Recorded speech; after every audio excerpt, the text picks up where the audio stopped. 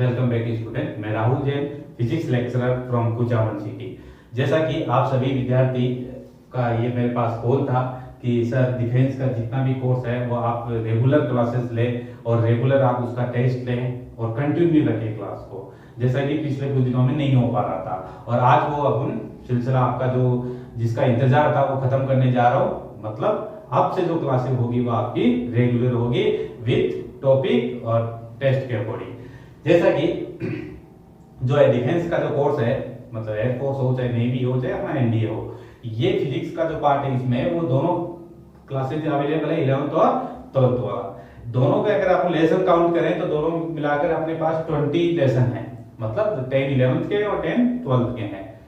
ज्यादातर बच्चों की समस्या रहती है 11th क्लास को लेकर। उनको मतलब वो क्या है कि स्कूलिंग में भी थोड़ा सा गड़बड़ किया हुआ होता है और सीनियर में तो क्या थोड़ा सा दबा दबा रहता है बोर्ड एग्जाम में, इसलिए सीनियर अच्छा रहता है, 11th वीक रहता है। तो ज्यादातर बच्चों के मैसेज थे 11th क्लास स्टार्ट करें, तो उसी सिलसिले को मैं आगे बढ़ाते हुए 11th क्लास का ही पार्ट स्टार्ट करने जा रहा हूँ। ध्यान रखना ये क्लास मेजॉरिटी डिफेंस बेसिस रहेगी तीनों एग्जामों के लिए, और क्योंकि जो एग्जाम है डिफेंस वाला वो प्योर फिजिक्स नहीं होती, मतलब उसमें रीजनिंग को इंक्लूड किया गया है। आप सोच रहे हो रीजनिंग नहीं आती सर इसमें, हाँ बिल्कुल नहीं आती, लेकिन फिजिक्स को रीजनिंग बना के दिया जाता है। मतलब आपका माइंड टेस्ट किया जाता है फिजिक्स को लेकर, मतलब आपको वो चीज रियल माननी चाहिए। आईआईटी एग्जाम क्या करता है, न्यूमेरिकल बेसिस पे जाता है, मतलब वो हाई लेवल पे चले जाता है, लेवल फर्स्ट टू लेवल 2 के भी होते हैं, लेवल 3 भी होते हैं, मतलब न्यूमेरिकल आंकी वगैरह क्वेश्चन पूछे जाते हैं। इसमें क्या होता है, आपका रियल माइंड टेस्ट किया जाता है, एटमोस्फियर से लेकर ग्राउंड स्टेट तक कुछ भी फिजिक्स से रिलेटेड चीजें आपसे विद रीजन पूछी जा सकती है।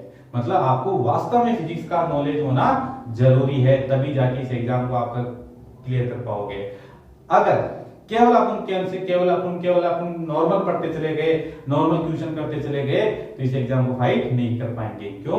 क्योंकि ये सिर्फ फिजिक्स नहीं है, विथ रीजनिंग है, मतलब इसमें आपको माइंड एबिलिटी टेस्ट का ध्यान रखना पड़ेगा आपका। आईआईटी इसमें इतना ही फर्क है क्योंकि इसमें लॉजिकल क्वेश्चन ज्यादा पूछे जाते हैं, उसमें न्यूमेरिकल पार्ट और मतलब मिक्सिंग होता है। आईआईटी मिक्सिंग का खेल है वो, मतलब ऐसा नहीं है कि वो कमजोर है, वो क्लेवर है, लेकिन वो मिक्सिंग का है। और इसमें क्या होता है, रीजनिंग होता है पूरा का पूरा, न्यूमेरिकल पे इतना जोर नहीं दिया जाता, लेकिन कॉन्सेप्ट क्वेश्चनों पे बड़ा ध्यान रखा जाता है। तो आप मेरे साथ आज से रेगुलर रहें, जितने भी मैं चैप्टर सीरियल वाइज पढ़ा हूं आप सभी को उनको अच्छे से देखें। और हाँ, ये नहीं कह रहा केवल डिफेंस के बच्चों के लिए इंपॉर्टेंस है, कक्षा 11 और 12 के बच्चे भी इसको रेगुलर अपने चैनल पर अपना जो फिजिक्स बाय राहुल जैन है उस पर आप रेगुलर देख सकते हैं, क्योंकि उनका ही तो फंडामेंटल इन्हीं में काम आता है। और जो नीट के आईआईटी के बच्चे उनके लिए भी यहाँ पर काफी कुछ अच्छा मटेरियल आपको देखने को मिलेगा, क्योंकि मैं कुछ चीजें आपको टेलीग्राम चैनल पर फिजिक्स बाय राहुल जैन है आप सर्च कर सकते हैं, उसके ऊपर भी मैं पीडीएफ जो इसकी डाटा जो पढ़ा रहा हूँ वो आपको प्रोवाइड करवा दूंगा। अभी कुछ डिजिटल नहीं है, मतलब मैनुअल है, लिखना पड़ेगा, तो थोड़ा टाइम लग सकता है क्लास को, मतलब लंबी हो सकती है, तो आप थोड़ा स्टे रखें, मतलब इंतजार रखें। ऐसे नहीं कि भाई डिजिटल है तो सारी चीजें ऑटोमेटिक आ जाएगी, लिखने में समय लगेगा, क्लास थोड़ी लंबी होगी, लेकिन हाँ मजेदार होगी। जो चीज बताऊंगा ना वो चीज स्पेशल होगी। जैसा कि आप सोच रहे हो कि नॉर्मल क्लास के हिसाब से डाटा दिया जाएगा, नहीं, आपको स्पेशल होगा, शॉर्ट होगा, कम टाइम में होगा, लेकिन मैनुअल होने की वजह से थोड़ा टाइम क्या लग सकता है, वीडियो को बड़ा हो सकता है। तो आप थोड़ा सा उसको क्या करें, नोट डाउन करें। कुछ चीजें मान लीजिए कि मैं आपको टाइम दूंगा स्क्रीनशॉट लेने के लिए, तो आप उसको नोट कर ले, और फिर भी आपको अगर कोई प्रॉब्लम्स होती है तो मैं आपको उसका पीडीएफ भी क्या करवा दूंगा, प्रोवाइड करवा दूंगा, जो कि अपना टेलीग्राम चैनल है। तो आज से रेगुलर अपन क्लासेस वाइज, मतलब चैप्टर वाइज और क्लास रेगुलर के हिसाब से पार्ट 1 पार्ट 2, क्योंकि क्लासेस मतलब एक टॉपिक एक दिन में पूरा नहीं होगा, तो वो पार्ट 1 और पार्ट 2 में होगा। तो पार्ट 1 के हिसाब से अपन क्लास को आगे बढ़ाते हुए आज से स्टार्ट करने जा रहे हैं। उम्मीद करता हूँ आप मेरे साथ रेगुलर बने रहेंगे। और हाँ, जो चैनल पे नए हैं वो चैनल को सब्सक्राइब कर लें, बेल आइकन को प्रेस कर दें, और ज्यादा से ज्यादा बच्चों तक इस वीडियो को क्या करें, क्लास को क्या करें, शेयर करें। और नए नए बच्चे हैं जितने भी आपके ग्रुप में जुड़े हुए जो कि डिफेंस एरिया से हैं या साइंस से रिलेटेड बच्चे हैं जिनको फिजिक्स पढ़ते हैं, उनको आप अपने इस चैनल पर, अपने इस परिवार में क्या कर सकते हैं, जोड़ सकते हैं, क्योंकि आने वाले टाइम पर और भी इसमें अच्छा देखने को मिलेगा। तो बिना देरी के आज से अपना इस चैनल को, मतलब आज की इस क्लास को एयरफोर्स से लेकर, नेवी से लेकर, एनडीए से लेकर बेसिस रखी जाएगी, उसको स्टार्ट करने जा रहे हैं। तो आज का 11th, क्योंकि ज्यादातर बच्चों की 11th क्लास क्या रहती है, वीक रहती है, और वो और मेरे पास जो मैसेज आए वो यही आए कि कि सर 11th क्लास से आप थोड़ा सा रेगुलर स्टार्ट करना, क्योंकि वैसे तो मिडवे में भी स्टार्ट हो सकता है। कोरोना की वजह से ऑफलाइन क्लासों में डिस्टर्ब चल रही है, जब पूरा कुचामन सिटी ब्लॉक हो चुका है, काफी बच्चे नहीं है इधर, मतलब अब स्टार्ट होने में है, तो फिलहाल हालत नाजुक ही है। लेकिन ऑनलाइन का रास्ता अभी रेफर है, तो आप ऑनलाइन वाले रास्ते की अपना डाटा इतना तैयार कर लें ताकि वापस जब ऑफलाइन में उतरे तो कम से कम आप उस क्लास को मैनुअली रिकॉर्डेड मतलब आप अच्छे से समझ सकें। और हाँ, एयरफोर्स वाले बच्चे ध्यान दें, मतलब डिफेंस वाले बच्चे जितने भी है वो इसमें टाइम फिक्स होता है, एज लिमिट है, सारी चीजें आपको देखनी पड़ेगी। और यहाँ जो फिजिक्स है ना वो भी बड़ी लिमिटेड है, मतलब आपको दायरे में रह के पढ़ना है, कुछ चीजें एक्स्ट्रा जाओगे तो दिक्कत कर जाएगी। मतलब कैसे, वो आपको उन क्लास में पता चलेगा। मतलब आपको ये चीजें ध्यान रखनी है कि किस चीज को कौन से टाइम पर कितना रिकॉर्ड करना है, ये आपको क्या करना है, रेगुलर प्रैक्टिस करोगे ना तभी पता चलेगा। क्योंकि आपका जो 1 आवर का जो एग्जाम होता है उसके अंदर जो क्वेश्चन होता है इसका 25 क्वेश्चन जो अपने अवेलेबल है, उन 25 को बड़े अच्छे से समझना होता है। इसमें तीनों डिपार्टमेंट को पास होना बहुत जरूरी है। अगर तीनों डिपार्टमेंट मतलब फिजिक्स का हुआ, मैथ का हुआ और इंग्लिश का हुआ, उसमें फिजिक्स वाला हिस्सा आपको मतलब पास तीनों होने हैं, लेकिन फिजिक्स थोड़ा सा दिक्कत करती है। मतलब या तो आपके पास अगर मार्क्स अच्छे होंगे तो कट ऑफ में अच्छे मार्क्स आएंगे, ऐसा नहीं कि अपन पासिंग मार्क्स लेके ही पास हो, उससे ज्यादा भी अपन 25 टारगेट ये रखें कि अगर 25 में से अपन को मोर देन 20 रखना है, तभी अपना अपना एग्जाम आप क्या कर पाओगे, क्लियर कर पाओगे। और पहले ही आप क्लियर कर लोगे मुझे तो आधे ही करके आना है, तो फिर दिक्कत है।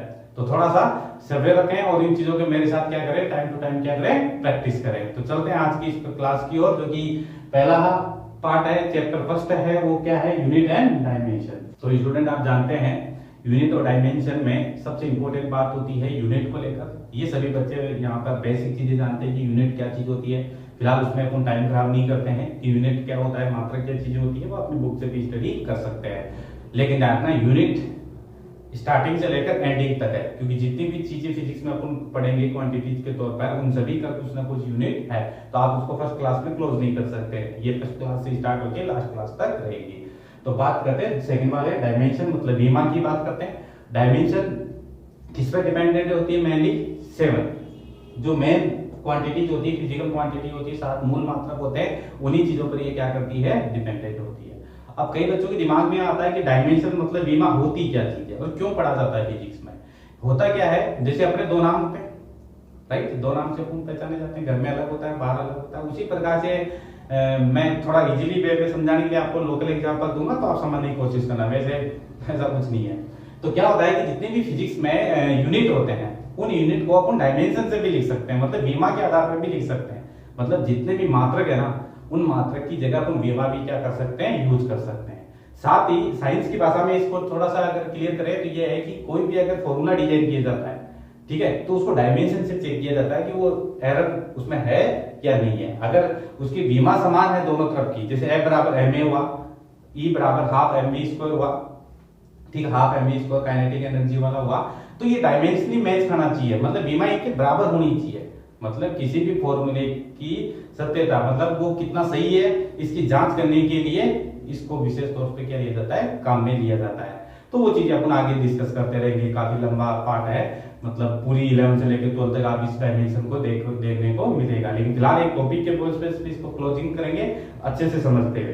तो डायमेंशन में डिपेंड करती है 7 इन मूल मात्रकों पर। वो क्या है, अपना मास है, जिसको अपन इसका यूनिट जो होता है वो केजी में मापा जाता है। दूसरा क्या होता है, लेंथ होता है, जिसकी लंबाई अपन मापते हैं, मीटर के तौर पे मापी जाती है। टाइम, समय, सेकंड में मेजरमेंट किया जाता है। टेम्परेचर है, सभी को पता है, वो केल्विन में मापा जाता है, ठीक है, तो ध्यान रखना ये कैपिटल के में लिखा जाता है। ल्यूमिनस इंटेंसिटी, ज्योति तीव्रता होती है, वो किस में मापी जाती है, कैंडिला में।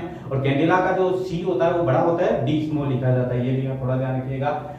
एक होता है इलेक्ट्रिक करंट, मतलब विद्युत धारा, वो उसका जो मेजरमेंट किया जाता है वो एम्पियर में किया जाता है, कैपिटल एस इसको क्या किया जाता है, लिखा जाता है। फिर है अमाउंट ऑफ सब्सटेंस, मतलब पदार्थ की मात्रा, और सी सभी पता है किससे लिखा जाता है, मोल, और इसमें तीनों अक्षर स्मॉल होते हैं, तो मोल के तौर पर लिखा जाता है। कैपिटल एम नहीं लिखना, नहीं तो वो उसमें चला जाएगा, मास के अंदर चला जाएगा, मतलब इसमें लंबाई वाले में कन्वर्ट हो जाएगा, या मास भी समझ सकते हैं। तो ऐसा नहीं करना है उसको, मतलब कैपिटल एम नहीं लिखना है आपको, स्मॉल एम लिखना है। तो कुल मिलाकर ये क्यों बता रहा हूं मैं, आप देख रहे होंगे ये क्यों पढ़ रहे हैं। 7 मूल मात्रक होते हैं, 2 एक्स्ट्रा होते हैं जिसमें एक प्लेन एंगल होता है, एक सॉलिड एंगल होता है, समतल और ठोस वाला एंगल होता है, रेडियन और स्टेरेडियन। इसकी चर्चा हम थोड़े बाद में करेंगे। तो ये 7 जो मात्रक हैं इन्हीं के बेसिस पे क्या बनी जाती है, विमा बनती है, मतलब डायमेंशन तैयार होती है। मतलब फॉर्मूले का दूसरा हिस्सा जिसको मात्रक कहते हैं उसकी जांच, मतलब वो सही है या गलत उसको चेक किया जाता है। कैसे, देखिए मास को मैं यहाँ पर क्या लिखूंगा, कैपिटल एम से लिखूंगा, ठीक है, ये एम से लिख दिया। लंबाई को यहाँ पर मैं क्या लिखूंगा, एल से लिखूंगा। समय को यहाँ पर मैं किससे लिखूंगा, टी से लिखूंगा। मेजर टी जो डायमेंशन बनती है विमा, वो इन्हीं पर तैयार होती है, एम एल और टी के बेसिस पर बनती है, एम एल और टी पर बनती है।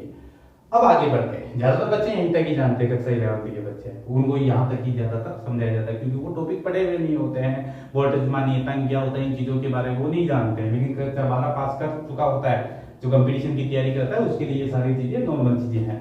देखिए अब टेम्परेचर है तो इसको टी नहीं लिखना है, इसको किससे लिखा जाता है, केल्विन से लिखा जाता है, और इसका के बड़ा होगा, राइट। फिर है कैंडेला, ये सीडी लिख दिया हमने, सीडी एक ब्लॉक, ठीक है, अलग रखना है, और एक एम्पियर का होगा ब्लॉक, और देन आफ्टर एक इसका हुआ मोल का होगा, राइट। लिखने का तरीका देखिए, डायमेंशन को लिखने के लिए आपको 2 बड़े ब्रैकेट के तौर पर काम लेना है और 7 के 7 ऐसे लिखने हैं, राइट। और इनके ऊपर आपको पावर लगानी है, ए बी सी डी और ई, और इसके बाद में एफ और ये जी।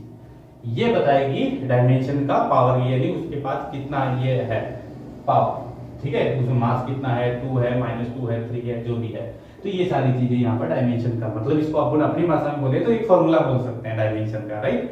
तो देखिए अब स्टार्ट करते हैं डायमेंशन के लिए। तो सबसे पहले उसी को लेते हैं जो कि इसकी फिजिकल क्वांटिटी में आती है, जैसे मास।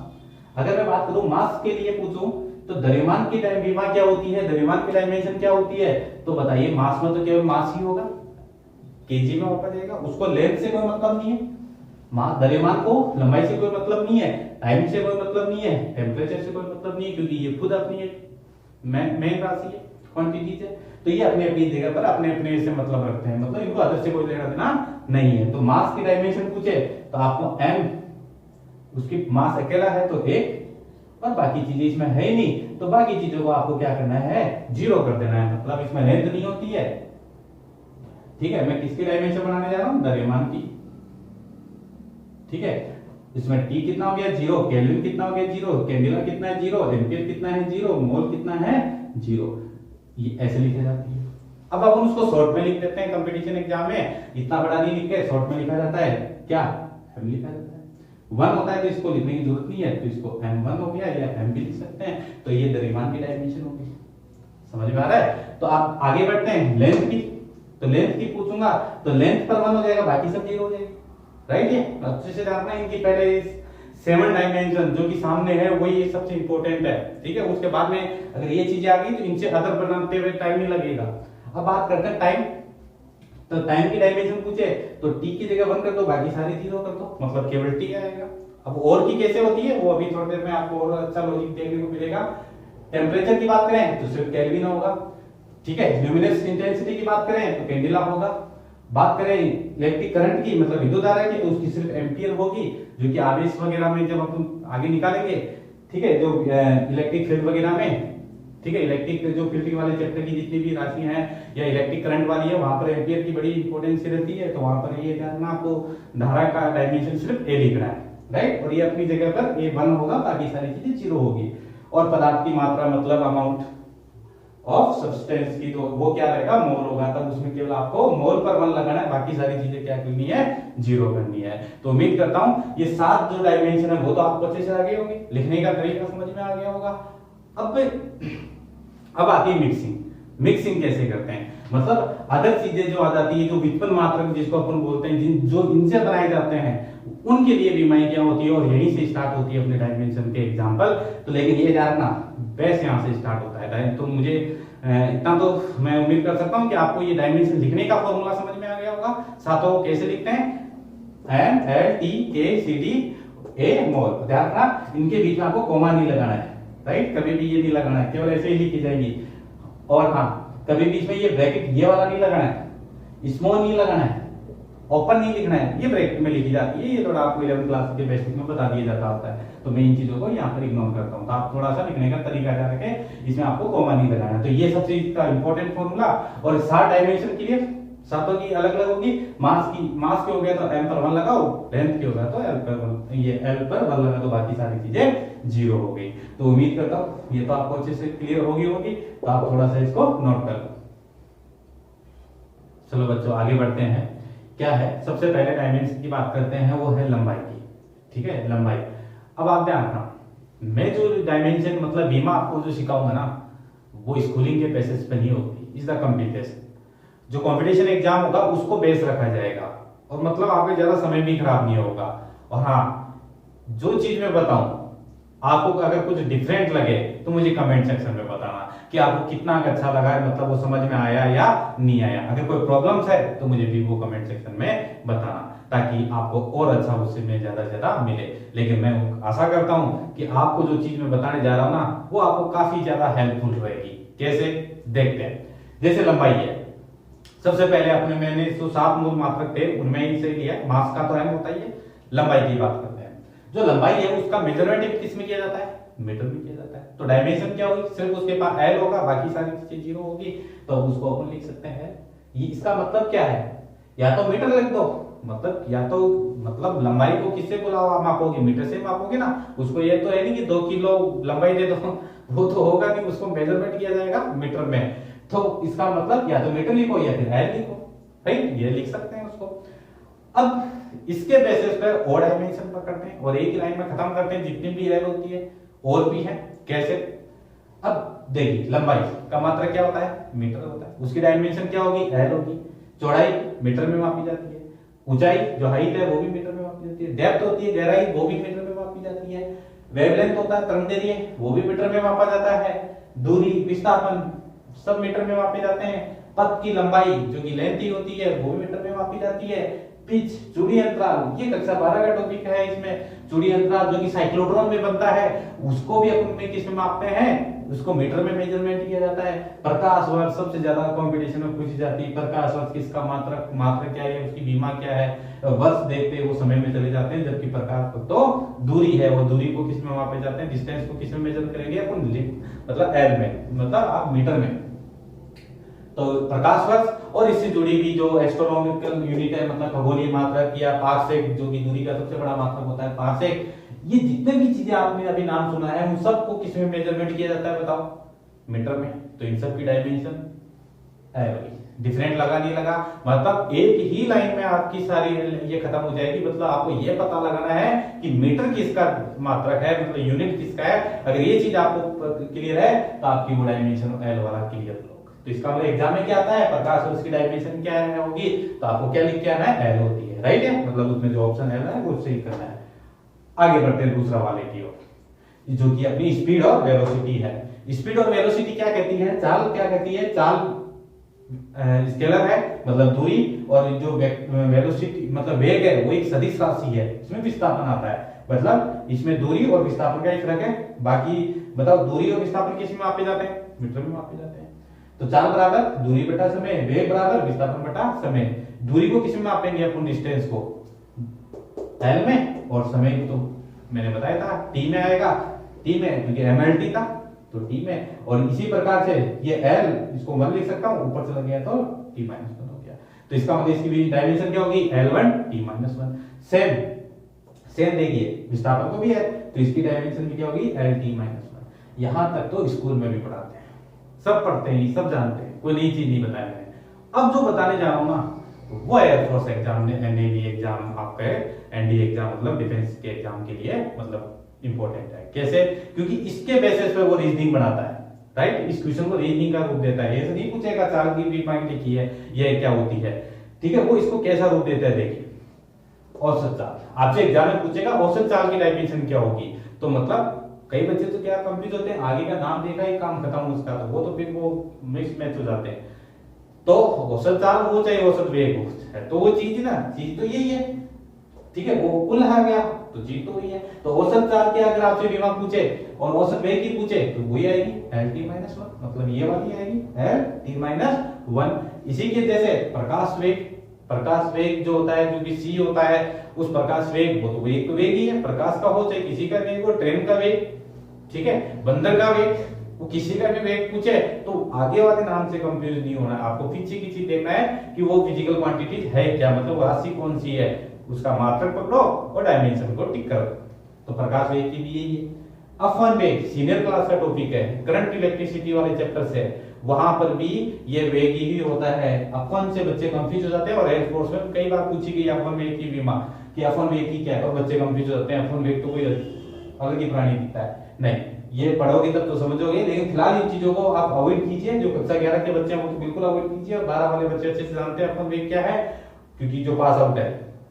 तो आप इससे कंफ्यूज मत होना। कंपटीशन मतलब मैंने कहा ना कि रीजनिंग बना के देता है, रीजनिंग मतलब अपन वेग की बीमा, वो वेग की नहीं पूछेगा, वो अपन वेग की पूछेगा, और बच्चा कंफ्यूज हो जाएगा। आपको इससे कंफ्यूज नहीं होना है, वेग की मतलब यही होता है। आगे चलिए, प्लाइन वेग, ग्रेविटेशन वाला चैप्टर कक्षा 11 वाला, उसमें प्लाइन वेग तो वेग ही है, प्लाइन हो चाहे कोई सा हो, चाहे कक्षीय हो चाहे प्लाइन हो, चाहे उपग्रह का हो, कोई सा भी हो, ये तो यही आएगा, ठीक है। तो सैटेलाइट का जो भी आएगा वो भी आएगा। एक होता है रियल टाइम, ठीक है, जो स्पीडोमीटर बता के देता है, स्पीडोमीटर जो अपन को चाल बता के देता है, जो गाड़ी चलाते हैं उस टाइम में सामने जो मीटर चलता है वो वाले को, वो जो मीटर रीडिंग देता है उसको अपन रियल टाइम स्पीड बोलते हैं। हिंदी में क्या कहते हैं, तात्कालिक चाल या वेग बोलते हैं उसको, मतलब वो भी तो चाल और वेग है, तो उसकी भी डायमेंशन LT-1। तो समझ में आया होगा अपन को क्या पकड़ना है, ये तो समझना है, और कंपटीशन की तैयारी करना है, मतलब इन चीजों का ध्यान रखना है। एक छोटे सा टॉपिक और सारी बीमाएं खत्म। जहां कहीं पे भी आपको वेग दिख गया उसकी बीमा क्या होगी, LT-1, मतलब आगे वाले नाम से क्या नहीं होना है, कंफ्यूज नहीं होना है। बाकी बड़े बड़े टॉपिक है, जब पढ़ेंगे तब समझेंगे आगे। अब देखिए थोड़ा सा और, जो नीट का एग्जाम देते हैं या IIT का देते हैं, उनसे ही यहाँ तो उठा लिया गया है। ND वाले जो है वो थोड़ा सा क्या है, थोड़ा सा क्वेश्चन को कॉम्प्लीमेंट, मतलब क्या कहते हैं, कॉम्प्लेक्स कर देते हैं, मल्टीपल कर देते हैं, बच्चा उलझ जाए उस टाइप का बना देते हैं। देखिए फॉर्मूला दे देता है, अब इसका क्या करें।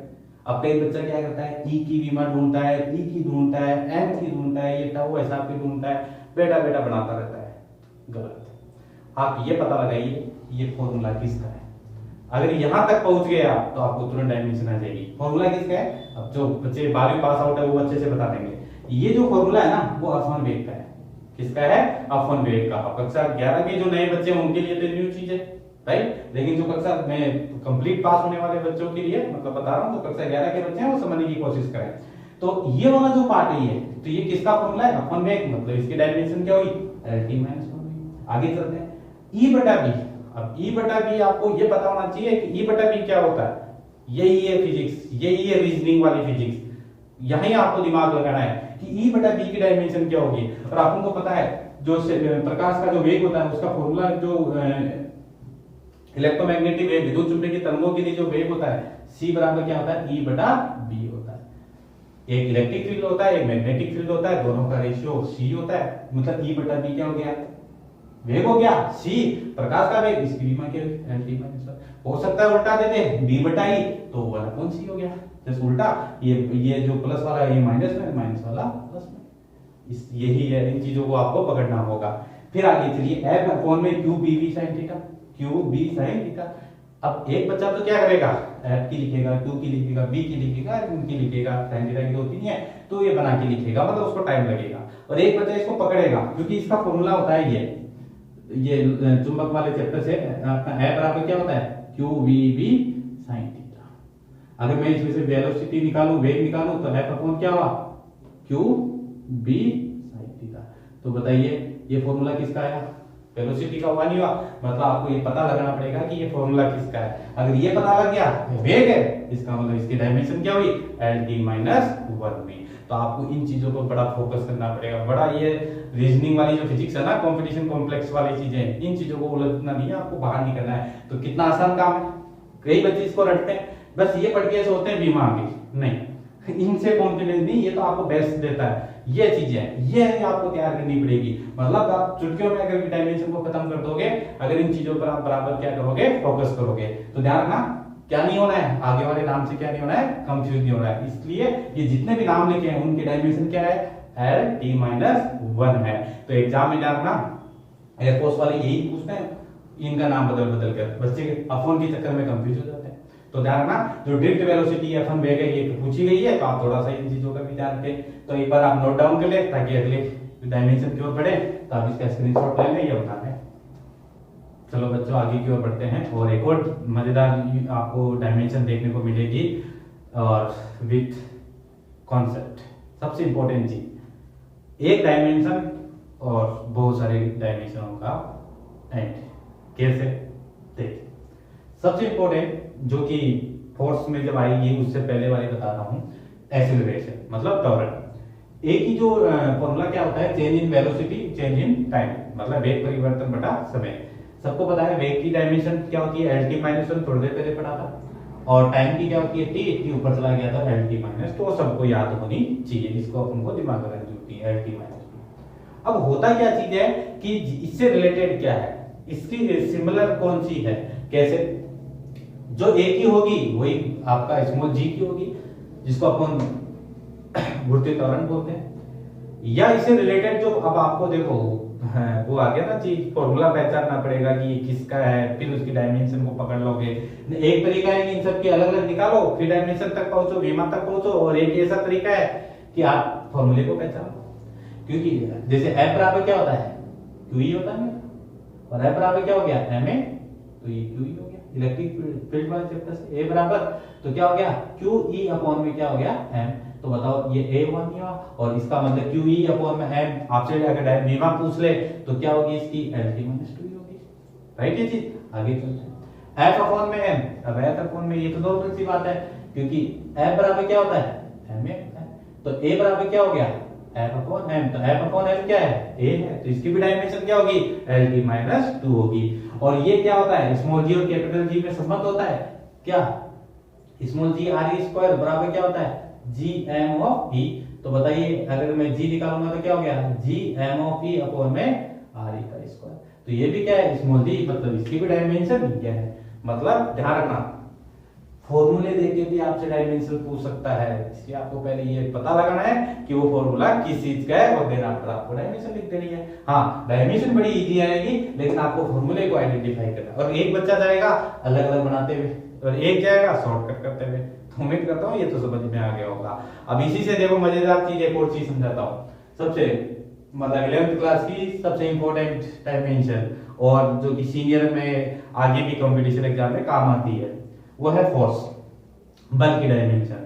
बल का फॉर्मूला सबको पता है, बराबर क्या होता है, ma होता है। m क्या आएगा, द्रव्यमान आएगा, द्रव्यमान में केवल m मिलेगा, बाकी सारी चीजें जीरो रहेगी। तो देखिए m की तो क्या लिखा, m1, बाकी सारी चीजें जीरो है, वो नहीं लिखा।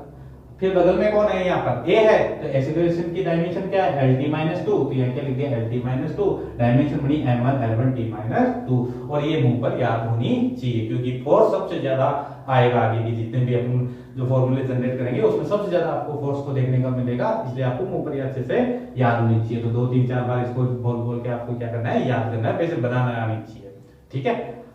अब बात करते हैं कंपटीशन वाली बात। तो वो मैं बताया मेरे पास लॉजिक है जो आपको कहीं नहीं मिलेगी, मतलब कहीं बुक में नहीं मिलेगी, आपको उसको समझना पड़ेगा। कई बच्चे क्या होता है अलग अलग बनाते हैं, और देखिए मैं एक ही डायमेंशन से खत्म कर देता हूँ जितने भी इससे रिलेटेड है। कैसे, ये बताइए, ये डायमेंशन फोर्स की है, बल की है। अब बल के आगे कोई सा भी लगाओ, कैसे, देखिए बल का पहले बल का जो मात्रक होता है वो क्या होता है, न्यूटन ने जनरेट किया था, ठीक है, न्यूटन बताया था इसको। तो न्यूटन की अगर आपसे डायमेंशन पूछे तो बताओ, विमा पूछे तो क्या लिखना है, m1 l1 t माइनस 2। और जो सीजीएस मात्रक होता है डाइन, ठीक है, तो डाइन है वो भी इसका मात्रक है, उससे ये मतलब नहीं रखना है कि वो एमकेएस का है, ये एसआई का है, ये सीजीएस का है, मात्रक होता है। तो इसका मतलब उसकी भी डायमेंशन क्या होगी, m1 l1 t minus 2। Air force ने पूछा था डाइन की बीमा क्या होती है, तो डाइन की बीमा क्या होती है, m1 l1 t माइनस 2, मतलब बल की बीमा होती है। अब कई बच्चे इसको लेकर बैठ जाते हैं, यार ये क्या चीज आ गई। आगे जूल पर मीटर, आप मुझे बताइए, जो वर्क होता है, कार्य होता है, कार्य बराबर क्या होता है, बल इंटू विस्थापन होता है, फोर्स इंटू डिस्प्लेसमेंट होता है। अगर ये चीजें अपन लिखूं, जैसे थोड़ा यहां देखना, वर्क का फॉर्मूला क्या होता है, फोर्स इंटू डिस्प्लेसमेंट। अगर मैं इसमें से W अपॉन में D निकालूं, मतलब डिस्प्लेसमेंट, तो F1 वर्क का क्या आएगा, जूल होगा, कार्य को जूल में होगा, और डिस्प्लेसमेंट मतलब मैंने बताया दूरी किसमें मापी जाती है, मीटर में, तो जूल प्रति मीटर, जूल प्रति मीटर क्या है, फोर्स है, मतलब आपको जूल पर मीटर भी पूछ सकता है। आपसे एग्जाम में पूछा सकती है जूल पर मीटर की भी डायमेंशन लिखी है, तो वो तो यही हुई ना m1 l1 t-2। आगे आइए श्यान बल, अब बल तो बल होता है, ये भी अपोजिट लगने वाला है, श्यान बल हो चाहे घर्षण बल हो, इसकी बीमा भी यही होती है। अब कई बच्चों को ये एग्जाम में पूछ लेता है सर श्यान बल की बीमा क्या होगी, तो घबरा जाते हैं यार ये श्यान बल का फॉर्मूला क्या था, अगर मुझे फॉर्मूला याद है तो बना सकता हूँ, तो वो इसमें लगा रहता है, लेकिन इन चीजों में नहीं लगना है। मैं आज जो बता रहा हूँ उसको अच्छे से याद रखना कि श्यान बल भी एक फोर्स होता है, और फोर्स की डायमेंशन वही होती है जो नॉर्मल फोर्स की होती है, क्या m1 l1 t-2।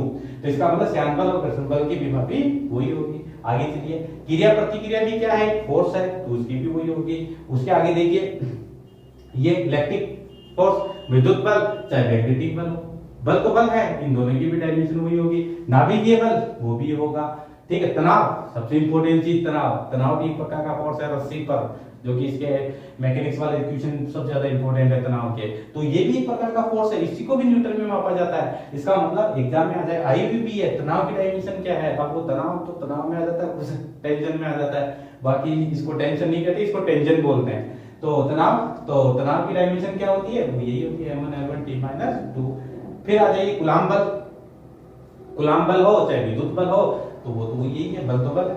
फिर प्रत्यानयन बल, रिवर्सिबल लगने वाला बल, वो भी मतलब किसी स्प्रिंग को आप घुमा के छोड़ो वो वापस अपनी जगह पर आएगा, तो वापस अपनी जगह आने वाले बल को क्या कहते हैं, प्रत्यानयन बल, वापस आने वाला। मतलब इसको तो बाद में चर्चा करेंगे इलास्टिसिटी वाले चैप्टर में, लेकिन मेन चीज देखिए फोर्स है, डायमेंशन m1 l1 t-2 है।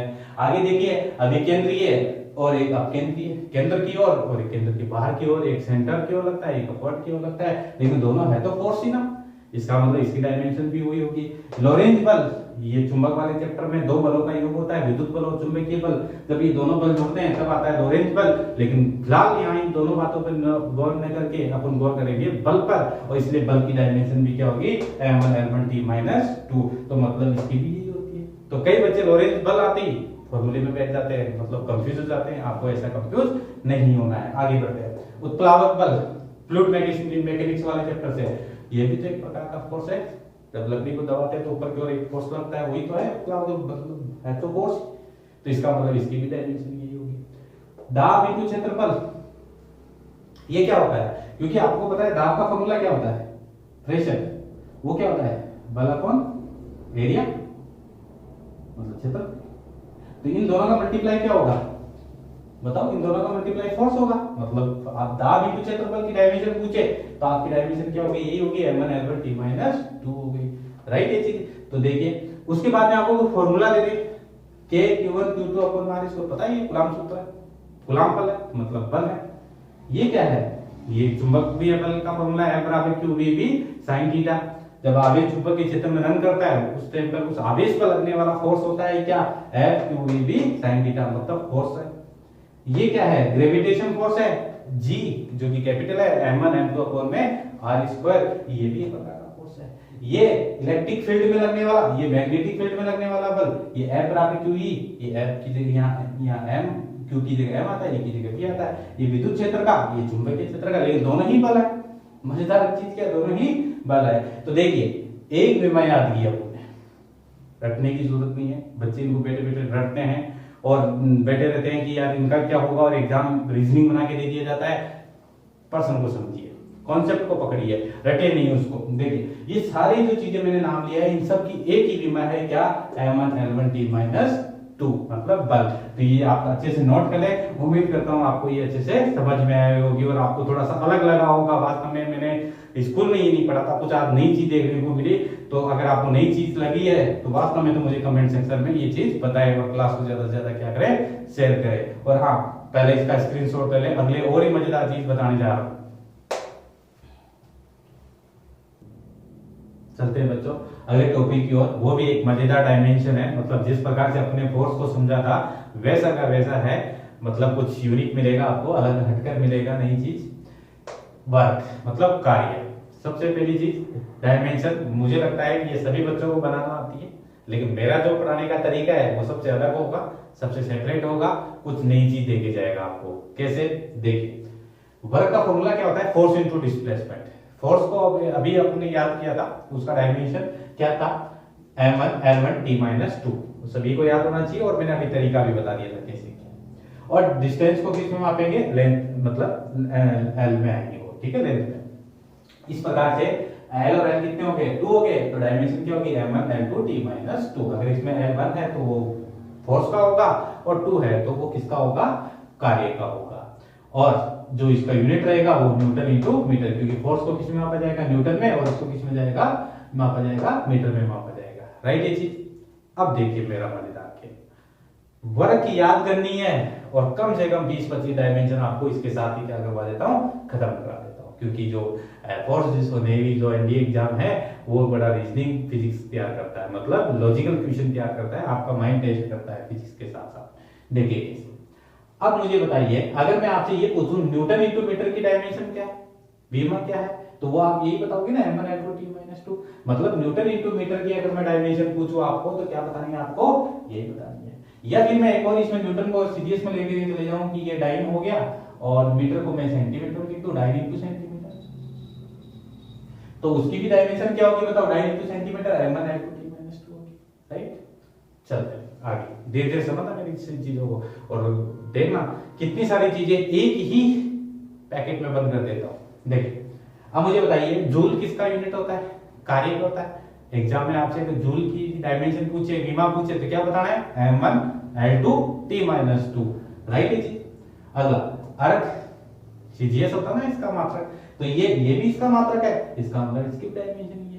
आगे इलेक्ट्रॉन वोल्ट, जबकि सबसे छोटा मात्रक होता है इलेक्ट्रॉन वोल्ट, इलेक्ट्रॉन वोल्ट, देखना वोल्ट अलग चीज है, इलेक्ट्रॉन के साथ जुड़ेगा तब ये एनर्जी का मात्रक होगा, और वो क्या है, उसका डायमेंशन पूछे तो क्या आएगा, m1 l2 t - 2 होगा। आगे चलते हैं, ऊष्मा जो कि एक प्रकार की क्या होती है, एनर्जी होती है, छोटी छोटी क्लासों में पढ़ के आए होंगे 6, 7, 8, 9, 10 तक कि ऊष्मा एक प्रकार की ऊर्जा है, मतलब ऊर्जा है। ऊर्जा का मापन किसमें किया जाता है, जूल में किया जाता है, और जूल का मात्रक जो होता है, यूनिट होता है, वो डायमेंशन होती है, वो क्या होती है, m1 l2 t - 2। मतलब आपसे अगर ऊष्मा की पूछे तो क्या बताना है, m1 l2 t - 2। मेरे साथ बार बार रिपीट करना, एक बार आपको अच्छे से याद हो जाएगा। आगे ऊर्जा वही आएगी जूल, मतलब ये की है।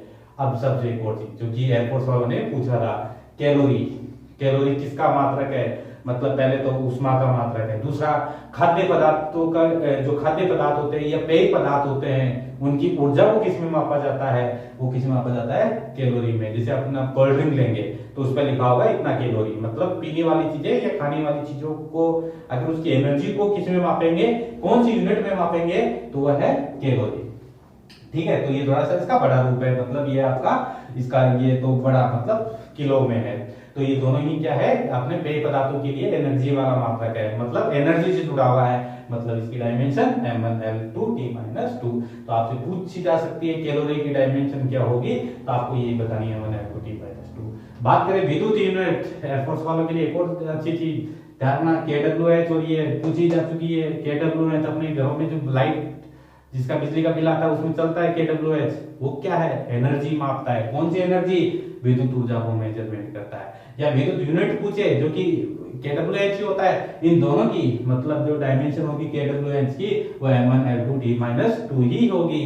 तो देखिए एक ही डायमेंशन, एक ही विमा के आधार पर कितनों को मैंने पैकेट में बंद कर दिया, ताकि आपको कम समय में ज्यादा डायमेंशन अच्छे से याद हो सके, और याद नहीं समझा जा सके, क्योंकि ज्यादातर बच्चे रटते हैं इनको, और रटते हैं, और कई लोग कंफ्यूज हो जाते हैं, नई नई चीजों का नहीं निकाल सकते। उनको तो इतना तो आता है, वर्क का तो कमजोर से कमजोर बच्चा भी निकाल के दे देगा, लेकिन जब उसको KWH का पूछेंगे या अगर कोई चीजें पूछूंगा नई नाम बदल कर, तो वो कंफ्यूज हो जाएगा। तो आपको कंफ्यूज नहीं होना है। आगे चलते हैं, काइनेटिक एनर्जी, गतिज ऊर्जा, पोटेंशियल एनर्जी ऊर्जा, मतलब दोनों का मेजरमेंट जूल में होता है, या मैकेनिकल एनर्जी यांत्रिक ऊर्जा जूल में, इन तीनों की डायमेंशन m1 l2 t - 2। आगे चलते हैं, विद्युत ऊर्जा ये भी एनर्जी है, रासायनिक ऊर्जा ये भी एनर्जी है, विद्युत चुंबकीय ऊर्जा ये भी एनर्जी है, एंड ये तापीय ऊर्जा जो टेम्परेचर से क्या तैयार होती है। तो ये जो चीजें हैं तीनों, चारों पांचों, ये सारी एनर्जी है, और एनर्जी का मात्रक जूल होता है, और जूल की डायमेंशन m1 l2 t - 2 होता है। तो अलग अलग याद करने की इनको क्या नहीं है, आपको जरूरत नहीं है। देखिए आगे चलते हैं, गतिज ऊर्जा में परिवर्तन, कार्य ऊर्जा पर में गतिज ऊर्जा में परिवर्तन क्या करता है, कार्य तो होता है, कार्य बराबर होता है गतिज ऊर्जा में परिवर्तन। तो ये इसके न्यूमेरिकल बड़े अच्छे आते हैं, न्यूमेरिकल मतलब छोटे छोटे न्यूमेरिकल टाइप के इक्वेशन बहुत बनते हैं, लेकिन फिलहाल गतिज ऊर्जा में परिवर्तन होता क्या है, कार्य होता है, और कार्य किस में मापा जाता है? जूल में, और जूल की विमा क्या होती है? m1L2T-2। तो उम्मीद करता हूँ ये वाला भी आपको अच्छे से समझ में आ गया होगा। आगे चलते हैं बलागुण। बलागुण, अब बलागुण का मतलब क्या होता है? बल इंटू लंबवत दूरी, बल इंटू लंबवत दूरी। लंबवत दूरी का मतलब क्या होता है? ये टॉपिक में अच्छे से समझेंगे क्या मतलब होता है।